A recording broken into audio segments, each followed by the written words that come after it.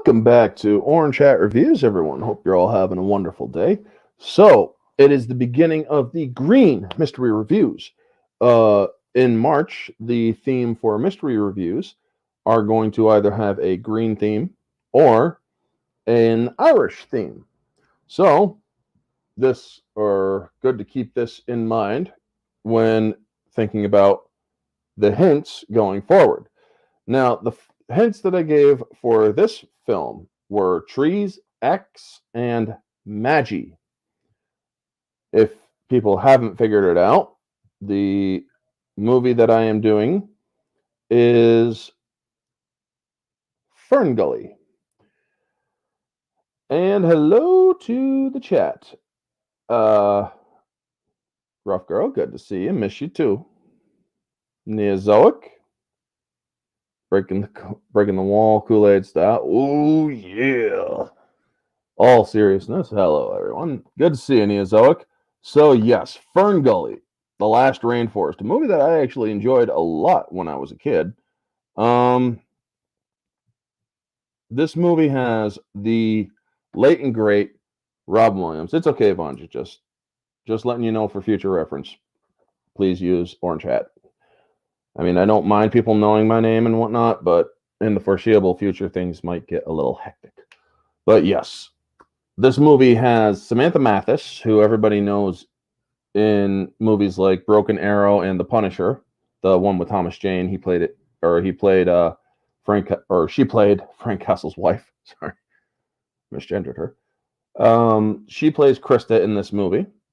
Tim Curry, the awesome Tim Curry, plays Hexus in this movie, and he really plays a great villain in this movie.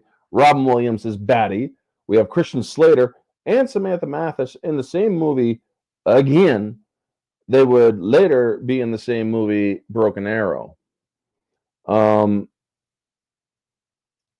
We also have a few others. Cheech and Chong are also in this movie as Stump and Twig, or I think their names are. But yeah, Root and Stump are Cheech and Chong's roles in this movie. They're a couple of guys, or a couple little fairy folk that ride on beetles and whatnot.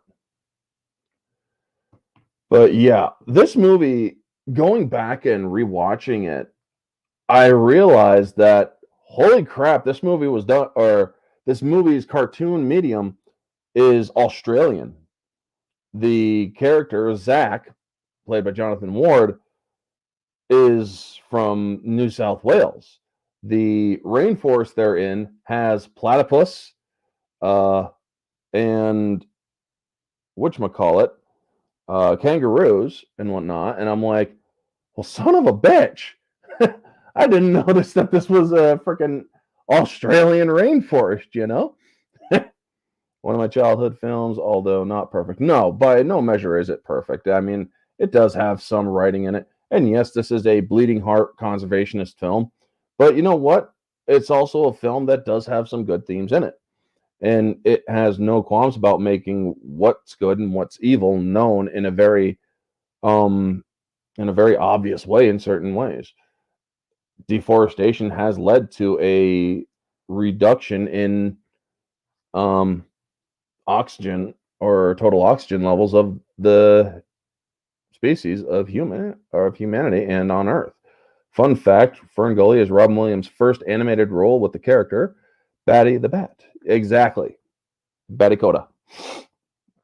And when he did this role, or the role of Batty, the different little Star Trek, Star Wars, and other references, it is just hilarious, very hilarious. And one of the things I really do like is how he has that electrode attached to his brain on the outside. So it's like red light again, and Zach ends up in a situation where he grabs him. He's like, "Wrong channel!" Smacks the electrode. "Wrong channel!" Smacks it again, and turns him into this freaking military, gung ho military type. You know, It is absolutely hilarious.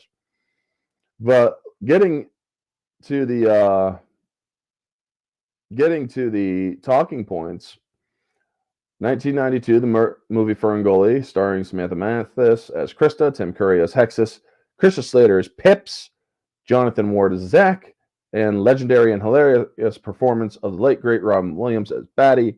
Cheech and Chong are supportive roles of Root and Stump. This movie is a nice movie that is good for laughs and illustrates the tragedy of deforestation.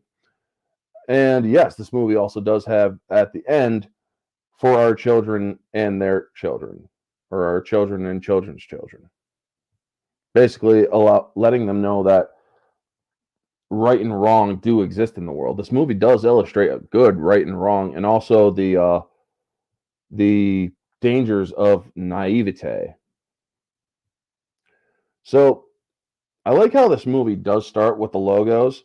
However, instead of the fanfare of the Fox logo of 20th Century Fox, you actually get it's just the sound of rain in the rainforest and the sounds of nature through the logos going into the film. And we get the narration of how fairies and humans coexisted. And we then see that a destructive force coming from Mount Warning,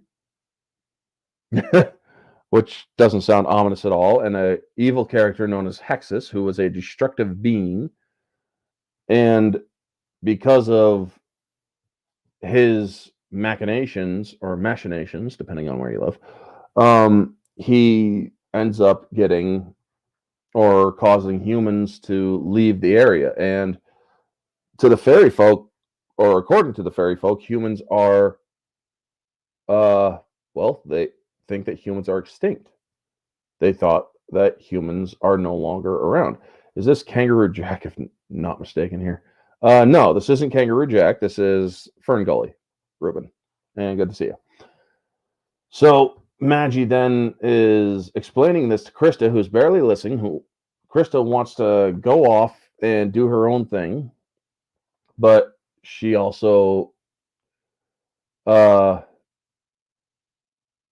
she's like, all this stuff happened years ago. There's no chance that Hexus is ever going to be released from the tree that you trapped him in. So why learn about it? Well, because history is important, you know. And then we see Krista flying through the forest. And if you take a look at the animation of this movie and how the cinematography of flying through an animated forest is actually very well done, even for this movie, which was back in 1992. This is a movie that is over 30 years old, yet it's animated, it's animated 3D animations going through is actually very well done, because it doesn't make it look like full animation. It's layered animation, which is no longer done nowadays. It's a sad practice that's no longer in practice in animation, I don't think. So, Pips, we get introduced to him. He's kind of like a boyfriend or a friend at Krista. We also see more of the animals of the forest. Krista is hot-headed and free-spirited. She flies around the forest canopy, and she ends up going above the canopy and sees smoke in the distance. And also, we learn of the dangers of fairies going above the canopy, which is a no-no. Fairies are not supposed to do that because falcons and hawks and other predatory birds. And one of them goes after Krista and ends up having to fly out of the below the canopy, because it has very little room to move with how fast a falcon can fly.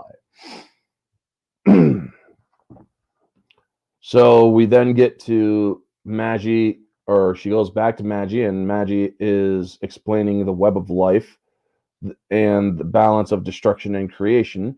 Krista's curiosity about smoke in the distance is very nice. She's like, there's this black substance. She's like, smoke, from what I understand, or if I'm not mistaken. And she's like, what's smoke? And this gets Krista even more enamored with her in her own curiosity.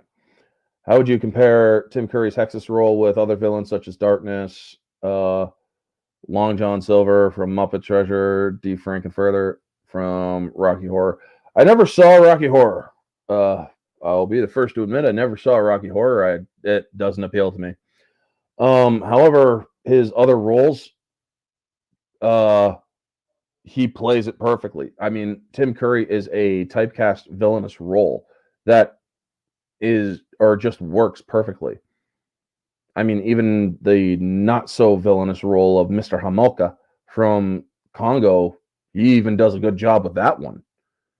But yeah, he will always be Pennywise, Hexus, Darkness, and a slew of many other great villains throughout time. Tim Curry is just the master of villainy, in my opinion. So,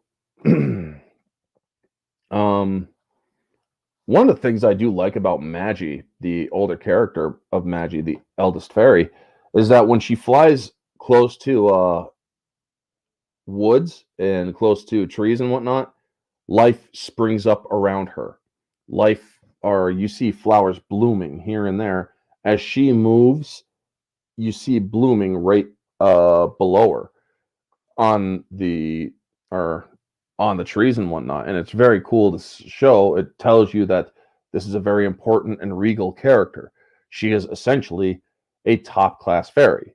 She is a sort of, well, to put it another way, a fairy mother, and it really is nice. Now, also, if you pay close attention to what or to how she looks, gradually the saturation and coloration of her dress dulls down until or up to the moment of her death in this movie. As the movie progresses, you see Maggie's red and semi-bluish dress start to not pale or get pale, but kind of dull, like from spring to autumn. It's a nice little way of animating that she is on her way out. Now, we then get an introduction to Batty, and I fucking man, Robin Williams, folks, I cannot reiterate how hilarious Batty is. It's like he's coming in, he almost crashes, he's like, red light, smashes into another tree, red light again. And he then goes through another tree, flies up. He then sets down and closes his wings around him like this. And he's like, oh, gravity works. And then just falls backward. It is just so hilarious. And then he gives his little Batty rap. I mean, if I could, I can't rap it as good as he could. It's hard to do it. But also, Batty brings knowledge of humans still existing. And this is the important part about it. He hates humans. He hates them with a passion because, well, they abused him. They injected and objectified him. They turned him into a freak, essentially, because his own echolocation doesn't work. That's why he's always smashing into things. And now, because humans are confirmed to exist, Krista is now curious. She wants to see the humans. So she's going to Mount Warning.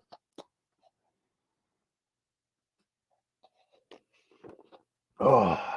And so we get an introduction to the Leveler and the humans. And I love how the movie does a good job at showing the foreboding atmosphere as she gets closer to Mount Warning. How the music changes, how the atmosphere around her changes, how the land changes the closer she gets to Mount Warning, where Hexus has been imprisoned for many, many years.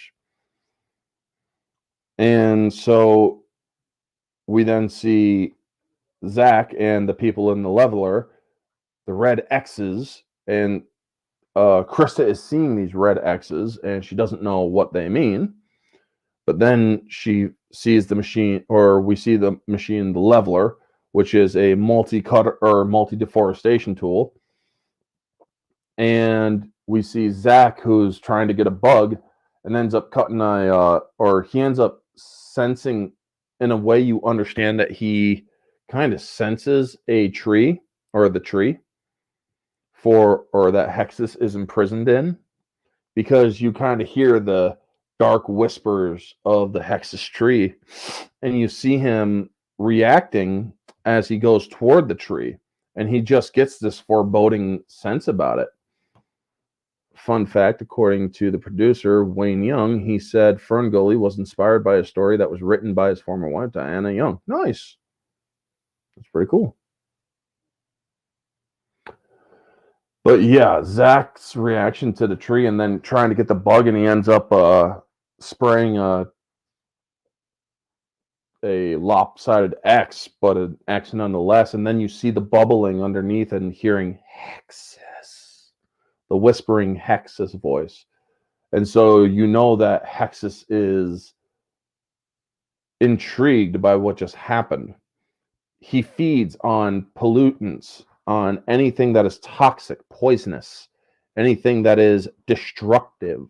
So the paint being on the wood, well, we all know that there are certain chemicals in paint that are destructive.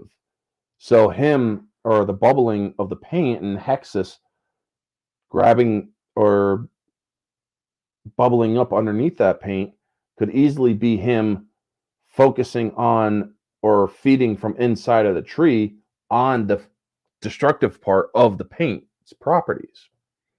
It's a really interesting take, you know?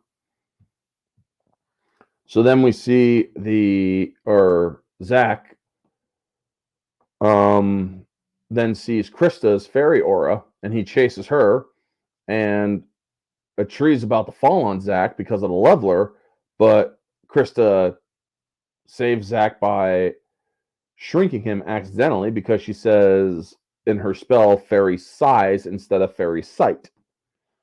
And so it's like, well, okay, now Zach is shrunk, and he ends up passing out. Quick save at the last second by Batty, because the tree that they are in, or that they were connected to, was getting loaded into the leveler, and they were stuck on a spider's web. While Batty swoops in at the last moment, saves them both, and we then later see Krista going through his stuff. His name's Zach Young, P.O. Box 4 or P.O. Box 423 in the movie, folks. I'm not doxing anybody. Byron Bay, rather, New South Wales 2481, Australia.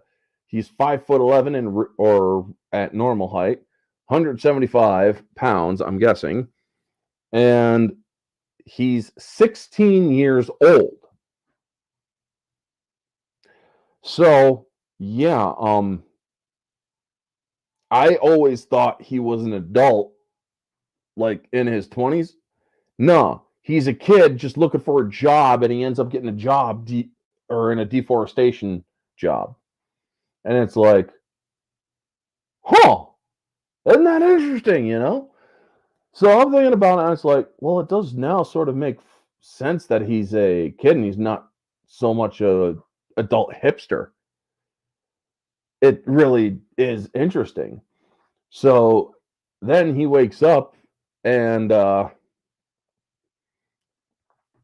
we see him surfing on a leaf, trying to get away from Krista and whatnot, because, well, he's kind of scared because weird shit just happened to him.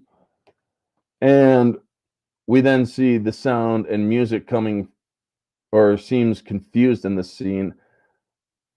Yeah, when he's trying to get away from Krista, the music doesn't seem to know what it wants to do in the scene. So that does kind of mark off objectively from the film. We then get a nice scene with the voice talents of Tone Locke playing the Goanna. Now, for those of you who don't know Tone, he's also in Ace Ventura: Pet Detective. He was the black detective that Ace Ventura went to.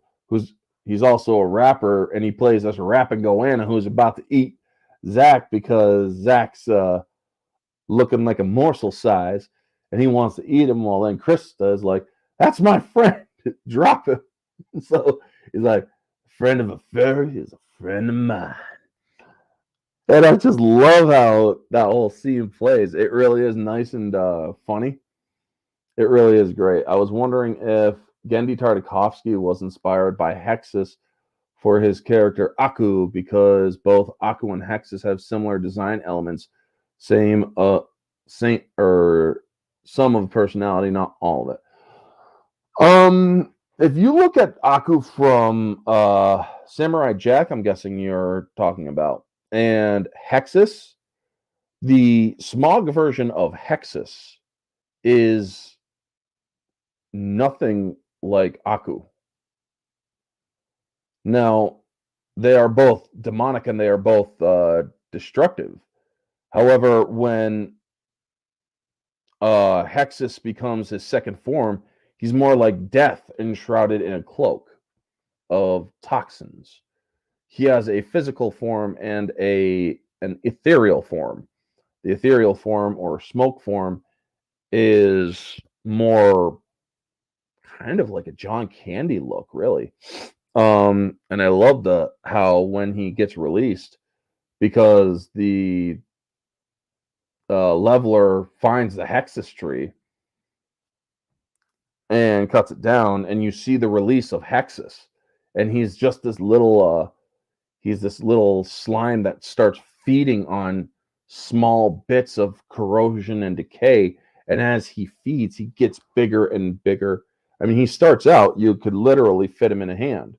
Like, he literally is about the size of this glove, just size of this glove in the hand here.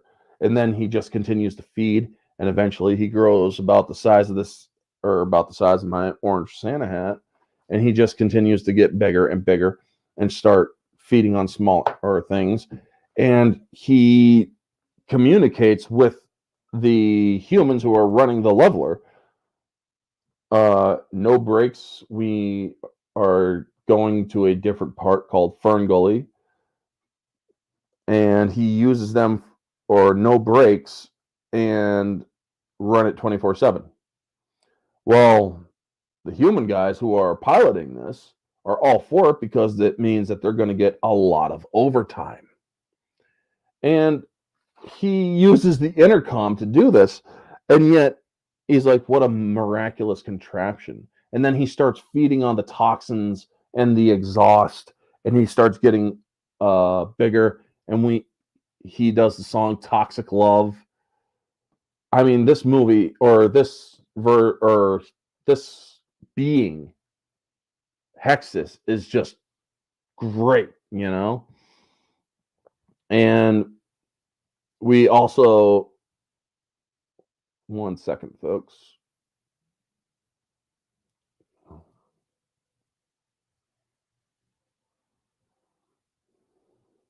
Hmm.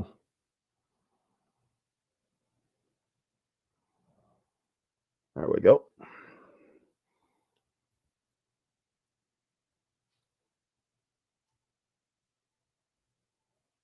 Now we then get cut to Krista's childlike naivete with Zach, and how she saved Zach from a monster, and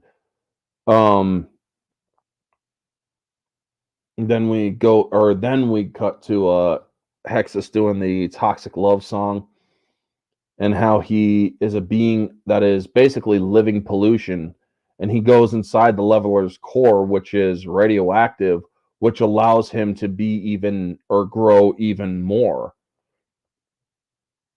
And then we go to Pix finding the Walkman as he's looking for Krista. Krista shows, and we also see Zach carving Krista's name in a tree, and she explains that trees feel pain. And she's like, put your hand, can't you feel its pain? And then she allows him to she gives him the ability to understand fairies and feel what they feel when they commune with nature. touching a paint or a tree that's in pain kind of feels like a burn, and they explain that through the color red when he touches it. And he's like, I did not know, and I'm sorry. I won't do it again, you know? And Zach's lies about how he's there to help and whatnot, he are they're going to come back to bite him. Oh, excuse me. Now, let me just get back to the talking points here. We then get to Krista showing him the painted trees, the river ride on a leaf when they enter Fern Gully, and Batty comes in, and everybody's walking away from Batty, and he's like, nobody cares about me. Nobody cares about Batty. And you see Zach going, I care about you, Batty. He's like, are you sure? I'm positive. Only fools are positive. Are you sure? I'm positive. I fell for it. And folks, that when I saw that as a child, that is one of the things that has stuck with me growing up, even to this day. That if somebody says, are you sure? Or if I ask somebody, are you sure? And they say, I'm positive, I will tell them, only fools are positive. And it is somewhat of a test to see if they say, are you sure? And then I'll say, I'm positive. Because that is something that I can honestly say has stuck with me for so long growing up. It really is just one way to express how this movie has impacted me and how I grew up. I mean, Batty was a crazy, zany character that I absolutely loved. So, we then see that Zach brings in the stereo that, or Pips brings in the stereo that Zach dropped when he was chasing Krista before he got shrunk. And we also see a little bit of Zach's jealousy or not Zach's jealousy, but Pip's jealousy when Zach starts playing the song coming from the stereo and gets the fairy folk to dance with him, and they get into it. And I like how when they first react to him,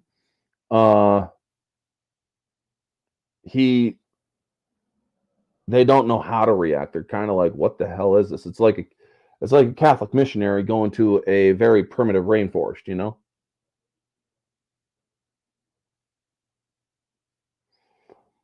How do I feel about people comparing and or saying that Avatar is a ripoff of Ferngully? Well, I would say that they're mistaken. Very two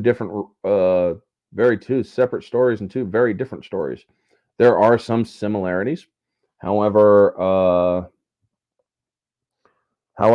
I do believe that there is enough of a difference to say that there is absolutely no substantive evidence to say that they are the same. Yes, or because if you look at the stories, this movie is what, hour 15, where even the theatrical version of Avatar is like 3 hours long, much more in depth and very much different. The story is different. There's no conforming to, or Zach doesn't conform to the society. He ends up leaving in order to teach humanity to stay away. Well, in Avatar, Jake Sully stays with the people and freaking becomes one of them and whatnot. By the way, if any of you haven't figured out, I am a person that actually does like the Avatar films. I can acknowledge that they are flawed, yes, but I do like what they are. I do like the story. I do like how it was done and whatnot. I'm a subjective fan of the Avatar films. I liked Way of the Water. Now, let's see here.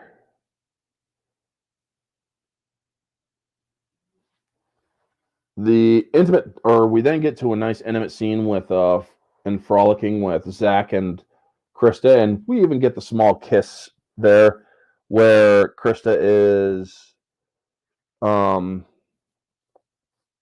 learning or helps Zach actually learn how to levitate a little bit, showing that humans still have a little magic left in them. And then when she drops him off, she has to go find Maggie to help bring him back to normal size. Well, as he's waiting, he sees dead trees falling and oil in the water, and he realizes that the leveler is coming. And so he's going to try to find them. And it's a reminder that Hexus is coming, and he is very close by because he's cutting down the tree that Zach was cutting Krista's name in very shortly after they left it. So he's very close to Fern Gully. So Krista then learns the truth from Maggie as she sees the evidence right in front of her with the red X's. Now she was told by Zach that the red X's are like a ward that keeps the monster at bay. Well, she learns that from Maggie, no, that's not it.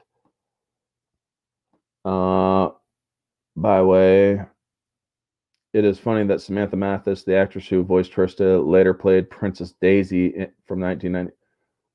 Yeah, that is pretty funny. In the Super Mario Brothers films. Yep, that is pretty funny. So she learns from Maggie the truth, and sound was used to great effect in this scene where she's looking at all the red X's in the forest, and you hear this kind of scream, and it's almost as if the forest itself is screaming out in pain as she is seeing this. And then Zach gets picked up by Pips, and he's brought before the other fairies, and he comes clean. Well, Krista's also saddened because he lied to her, but you also see Maggie's clothes starting to look more dulled down more than ever, and almost as a reflection of the forest's health. We then see her call her council or her circle at a tree, and we see her draw on magic once more, reminding the fairy folk that the magic of the forest can still bloom even from a single seed. And when Krista goes down to her, because Krista was chosen as her successor, you then see Maggie completely pale out and disappear as she fades. She reminds Krista that she will always be there with her. And she then explodes into a bunch of magical particles, one of which touches Zach and absorbs into Zach and absorbs into everybody else. Where their auras were green, they turn blue, which is the same aura as Maggie. Well, it is a very beautiful scene that shows the magic that was called forth from nature and how it calls forth the tree how these trees were grown around a singular tree. And then as the magic flows in, they start spiraling to wrap around each other going upward, which is a pretty interesting way of showing how trees can entwine into each other. So then now Maggie has passed, and you think that you're going to get a break or some sort of funeral or whatever. Nope. Hexus arrives. And he's not wasting any time. That's the wonderful thing I like about this. Hexus arrives and he just starts going at it with going after the fairies of Fern Gully and such. And then Zach decides to go on the offensive with Batty. And Batty's like, "This is the last time I save you, human. We got to get away from here." Wrong channel. Smacks him. And so he starts falling down. He's like, "Wrong channel." Smacks him again. "All right, buddy, hold on tight. We're going to attack this monster head on." He's basically gung-ho military. I mean, God, man, I miss Robin Williams. Talking about the rebel or the rebel or increase speed to full throttle. That should keep the rebels off our back instead of those fighters, but the rebels off our back. And then he also makes a Scotty joke about we're running low on the lithium crystals. It's like, oh my god, he just drops some of the best lines. And the humans ditch once they see freaking Hexus because Hexus leans down in front of them and says, "Keep it going, boys." And they're like, "Oh fuck this shit, I'm out of here, man." How do you compare Alan Silvestri's score for Fern Gully with the other scores such as Back to the Future, Predator, MCU, Avengers films, Forrest Gump, Castaway? This movie, honestly, has a very forgettable score. I can't remember the score for Fern Gully. If this was one of Alan Silvestri's work, then it was poorly done. Or it was maybe not poorly done, but done in a way that it bleeds too much into the movie that I don't really hear it. To be completely honest, Neozoic. And yes, rip to Robin Williams. He is sorely missed. So we then see Zach turn off the power. He ends up getting inside the leveler after the humans ditch, and Pips helps him out. And he ends up turning the key, which turns off the exhaust. So now Hexus isn't able to feed. He's still a smoke being. So then he dissipates, and everybody thinks he's won. Well, nope. He pops up out of the leveler, and he starts spawning like a skeleton of ooze, or an oozy skeleton that kind of makes him look like death, like living death. He has heat or fire inside of him, creating the glow of his features and whatnot. And that kind of villain, man. Yeah. That's a villain. And so Krista is reminded of Maggie's last words. Magic can come from a single seed. So she grabs the seed, she flies up, or she creates, or lets it bloom a little bit, and then she flies right into frickin' Hexus's mouth. And just before Hexus is about to go on another assault, it starts springing from his head. He rips it off. It starts springing from his arm. He starts ripping himself apart as the thing starts, or the tree starts growing around, or from inside of him.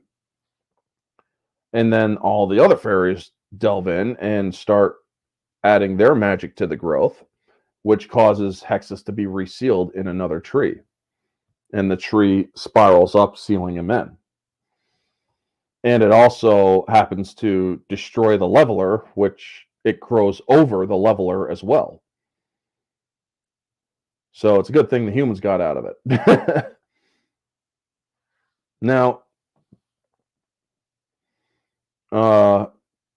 everybody thinks that Krista's dead, except that a flower blooms with Krista still there, and we now see that she has Maggie's power as she flits down the tree. The tree is blue, or has small little blooms underneath her, which is nice that she has inherited Krista's or Maggie's power. So then we see, or after she says a warm-hearted goodbye to Zach, and Zach says his goodbyes to the other fairies like Pips and them,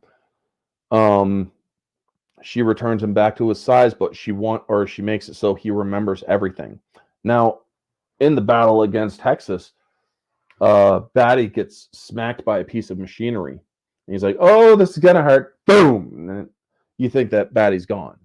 Well, now that Zach sees him, he's like, "Oh no, Batty!" And he's helps him up, and he kind of massages Batty's face a little bit, which ends up triggering the electrode in his head. And he's like, "Oh my god, I've shrunk!" And he flies off. And the other guys who were the pilots of the leveler see Zach, and he's like, "Guys, things have got to change, man." And he also takes the seed that he got from Krista, because Krista gave him a seed before he left, and he plants that tree. And he's like, I will always remember what happened here. And Krista hears from Maggie, help it grow.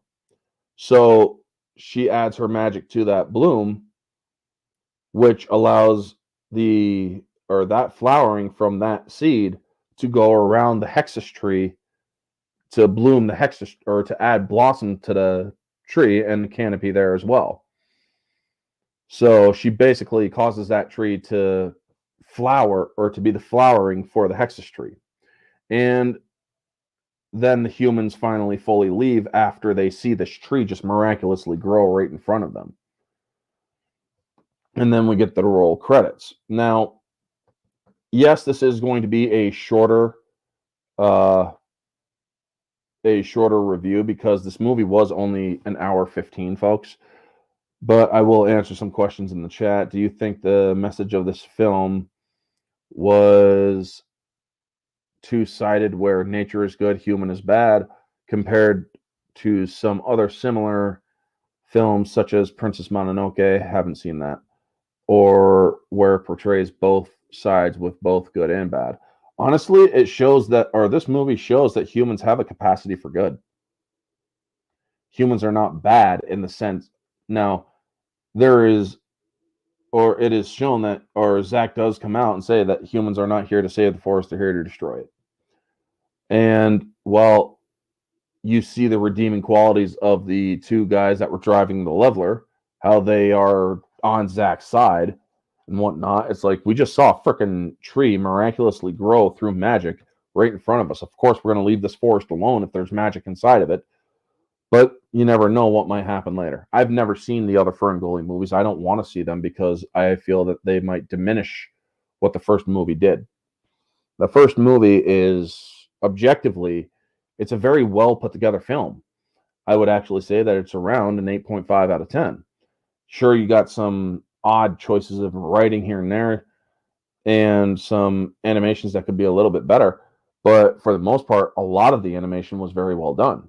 So objectively, yes, 8.5. Subjectively, I put this movie at a 9 to a 9.5 because it is a movie that is very much, with a bias of mine, impacted me growing up. Yes, I am environmentally conscious. I am more nature versus human city. I prefer the countryside to being in a city. I hate the cities. I really do. I don't like being in a city. So, yes, this movie has very much impacted me environmentally, but you also, or if you ask me about climate change, I'll tell you right now, it's full of shit. There's climate shift, not climate change. But to answer Neozoic's question, I do believe that it actually does have a more Princess Mononoke balance, because it does show, even at the end, that humans do have a capacity for being good and for respecting nature. So, yes, subjectively, this movie is a 10. I enjoy it thoroughly. For kids at a young age, this movie will be a 10 out of 10 moviegoer. For adults, they might get bored or just put it on for the kids. So yeah, it's more of a 8 to a 7 out of 10 adult moviegoer, because unless you grew up with this film, chances are you're not going to sit your way through it. I mean, this movie is a very good movie. I truly enjoyed it. Thoughts on Fern Gully's direct-to-video sequel? I've never seen it, Neozoic, and I won't see it.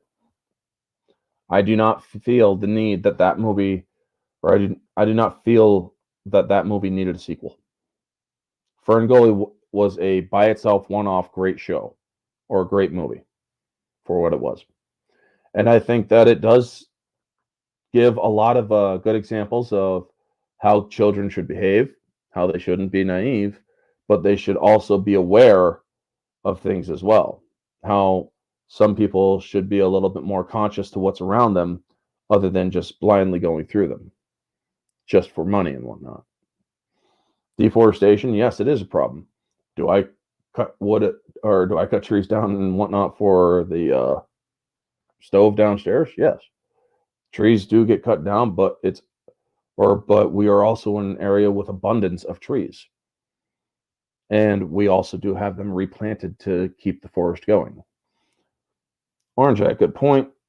Which is funny because J.R.R. Tolkien has similar things to where he prefers more nature, countryside over the cities. I can't blame him.